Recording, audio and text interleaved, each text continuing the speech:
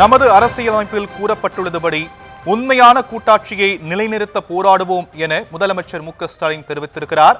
மாநில உரிமைகளை பாதுகாக்க உறுதியேற்போம் எனவும் அவர் தெரிவித்திருக்கக்கூடியதை அண்மை செய்திகளாக நாம் பார்த்து வருகிறோம். விவரங்களை செய்தியாளர் பாரி கார்த்திக் வழங்க நாம் கேட்கலாம். பாரி கார்த்திக், மேலும் விவரங்கள். வணக்கம். உலகின் மிகப்பெரிய ஜனநாயக நாடான இந்தியாவில் ஜனநாயகத்துக்கு ஆணிவேராக இருக்கும்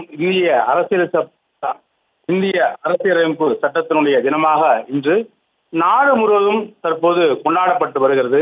அடிப்படையில் தமிழ்நாடு முதலமைச்சர் தனது எக்ஸ் பக்கத்தில் இந்தியா என்பது ஒரு கலாச்சாரம், ஒரு சித்தாந்தத்திற்கு மட்டுமே அல்ல என்றும் அனைத்து மக்களுக்கும் சொந்தமானது என்றும் இந்திய அரசியலமைப்பு தினத்தில் பாபா சாஹேப் டாக்டர் அம்பேத்கருடைய தொலைநோக்கு பார்வையை சிறிதாகும் முயற்சி இருப்பது ஆச்சரியப்படுத்தியிருப்பதாகவும் அவர் தெரிவித்திருக்கிறார். மீண்டும் இந்த சட்டம் மக்களுக்கானது, ஒட்டுமொத்த இந்திய மக்களுக்கானது எனவும் தெரிவித்திருக்கிறார்.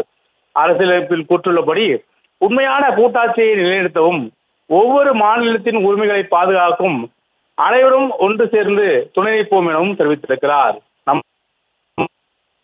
உண்மையான மரியாதை செலுத்துவது என்பது சமூக நீதி, சுதந்திரம், சமத்துவம், சகோதரத்துவம் ஆகிய வாக்குறுதியை அஞ்சுபவர்களிடமிருந்து குடியரசை பாதுகாக்கிறார். நாட்டின் உண்மையான கூட்டாட்சி என்பது அனைவருக்கும் பொதுவானது எனவும் இன்றைய தினத்தில் உலகின் மிகப்பெரிய ஜனநாயக நாடான இந்தியாவில் அரசியலமைப்பு சட்டத்தை தினத்தமான இன்று முதலமைச்சர் அவர்கள் தனது எக்ஸ் பக்கத்தில் தெரிவித்திருக்கிறார்.